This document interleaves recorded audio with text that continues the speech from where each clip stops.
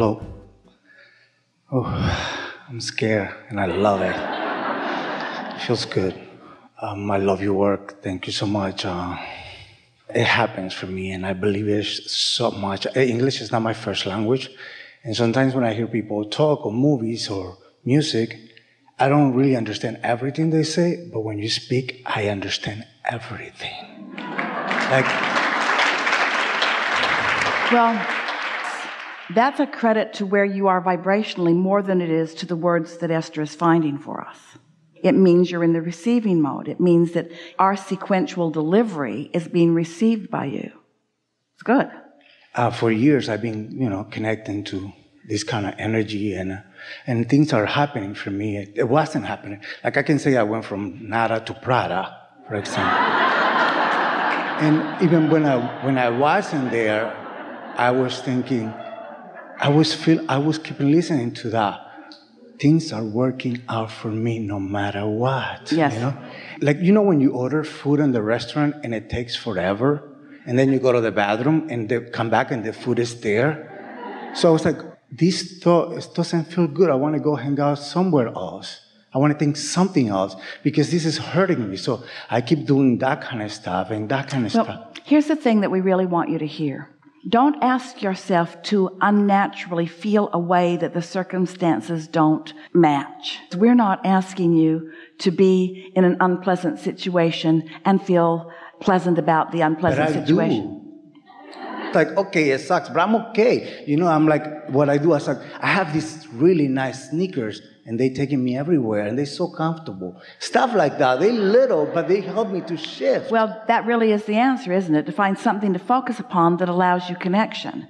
Because when you're connected, it doesn't matter where you are. There's benefit everywhere, isn't there? Yes. And that really is the definition of unconditional love. It's finding love anyway, regardless of the conditions, and then the conditions are easier to take and the unwanted ones are shorter in your experience. Short to non-existent. In other words, there's contrast in everything, but you can improve. The contrast can go from terrible to a little less terrible, or it can go to wonderful to a little less wonderful. Mm-hmm. Contrast is contrast. Everything is relative, isn't it? Yes, absolutely. And I actually love it. And there was a part of me, like I always wanted to help people, right? Or make them feel better. And today I feel like that's none of my business. You are still an uplifter to the very core of your being, but you might be wise enough to know that they have to help themselves, and that if they aren't in that modality, then there's not much that you can do that will make much of a difference. Yeah, but you told me that by listening to your audios. Yes. I really have to say I learned that because of you. You learned it from life that our words matched. Yeah. So now what? This is not my question. This was I am so grateful, I am so grateful for how signs and things are happening, synchronicity, and I'm like, oh, there's the answer. It is all happening, and I love it. It's not so a particle beautiful, of right? Evidence to the contrary of these laws. But my question is yes. At night when I go to sleep, I have this fear that goes through my body, like I'm scared. And I know it doesn't gonna make sense right now because I'm like, why was I scared last night? But I feel this, and sometimes I gotta go to the bathroom or if the door is open, I have to lock it because I feel there is something there and it scares me. Or I go to the bathroom and I get these tingles and I get so scared and I have these fears. Let's talk about it just with a little more definition. So, because you said that when you sat down, you said, I am afraid. Yeah, I was feeling, my heart was racing so fast. And we wanted to say to you, this is not fear, it's anticipation. What that sensation when you sat down was a realization at both conscious and unconscious levels for you, a realization that you are where you are, which is in a good place, and that you're going to move to another place. Whenever you are on the brink of or on the verge of energy moving toward what you want, there sometimes is a more acute awareness of where you are. It's sort of like a making note of where I am because it's about to change in a very positive way. We want to make that distinction with you. Can you feel that about the experience of sitting here? That you just explained it, I got it. All right. So now when I'm wait. So there's another thing that we want to ask you, because a lot of times people fear representing themselves the way they mean to, or they fear what others in the room or audience may think about them. They are in the receiving mode of past experiences where maybe there's been something that embarrassed them. So was it any of that? Probably. Because you didn't dwell on it too long, and because it wasn't the dominant part of your vibration, didn't that feeling lift from you almost immediately? That feeling of fear did not stay with you. As we began to visit, that feeling of fear left you, and instead you began confidently expressing what it was you wanted to talk about. Isn't that right? Yes. So the thing that we want you to focus upon, with both that and the conversation about being fearful at night, I want you to hold this thought for just a moment before we move into that part of the conversation.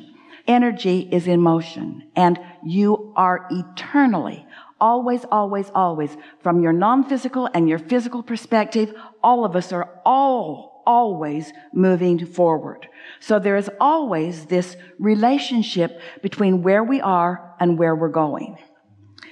The way you feel is singularly, only.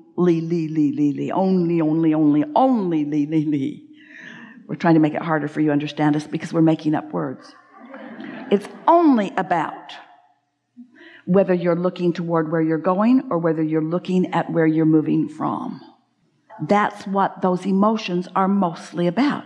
If you are looking forward where your inner being is, where all of that confidence and knowledge and intelligence and certainty and power and balance and energy that creates worlds is, when you are gazing in that direction, then that's the way you feel. And it translates emotionally into enthusiasm and passion and eagerness. But if you are oriented more toward, I'm moving forward from this, and this is what's dominant in your vibration, then there's that extra strong pulling that you're pulling against that translates into discomfort to some degree or another.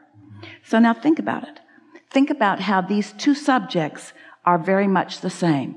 You came up here to have a conversation with your inner being and with infinite intelligence, just like when you go to sleep at night.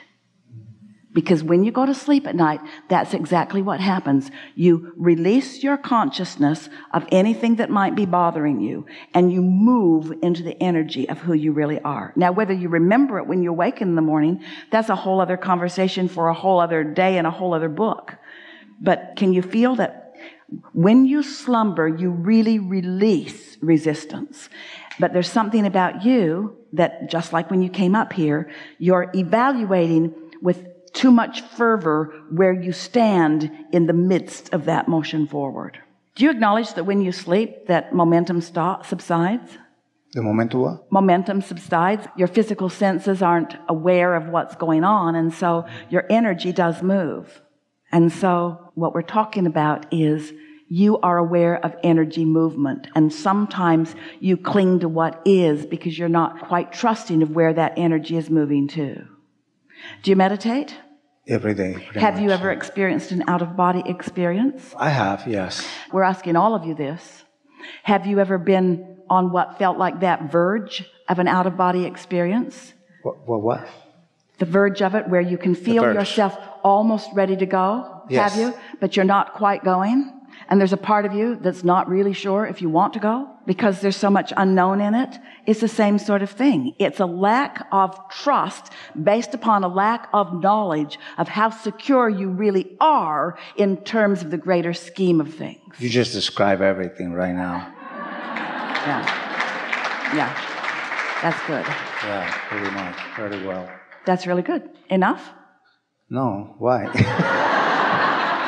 Now I'm comfortable. And it feels great. And of course, I'm like, oh my God, this is it. This is the space. And you're comfortable because you're now in the vibration of trust of who you are. There's no resistance in your being. All things feel open and possible. And so now what? Now what? Now what? So if we were standing in your physical shoes, this is when we would bask to increase the momentum of it. It's not when we would ask some question to which we don't know the answer. Our impulse would be to keep this feeling going, not use the advantage of this feeling to solve some problem. Can you feel the wisdom in that? Oh, wow. This is a leading edge conversation, isn't it? Yes. So, get out. So if you can take away from this conversation that every subject is really two subjects, wanted and absence of it, and then you can just ask yourself the question whenever you're focused upon something that you want, are you really focused upon what you want, or are you focused upon the absence of what you want and using the absence of it as a justification for having it? Because if you're using the absence of it as your justification for having it, you can't have it. And isn't that terrible? Now, you see, your mother, your grandmother, especially your grandmother, a lot of people who love you have trained you to really need something before they give up the goods. But we're talking about a universal flow of abundance and well-being. We're not talking about the paltry, minuscule, little piddly stuff that can be doled out by other humans from their bank account to yours. We're talking about you putting yourself in a vibrational position where you can receive the abundance that is showering down upon you all day, every day, by tuning your frequency to a receiving mode where you are aware, and therefore you have good timing. You're in the right place at the right time. You're in a place where you can hear it. How often, you know this, have you known someone who needed some encouragement or maybe even some advice that you were pretty good at giving? And they're asking, and you're telling them exactly what to do. And you know it works because you did it. And you know it will work for them. You just know it. It's one of those things that is just consistent. And you speak the words, and they argue for their limitations. And you speak the words, and they argue for their limitations. And you speak the words, and they argue for their limitations. And you speak the words, and they argue for their limitations. Because they're not hearing you, you might as well not speak your words. Because if they're not in the receiving mode, which they never are when they're hurting, they're never in the receiving mode when they're in the problem mode. So here are some words that you could give to anyone who's in that problem mode. And it doesn't matter what their problem is. I love you so much, but there's no help for you.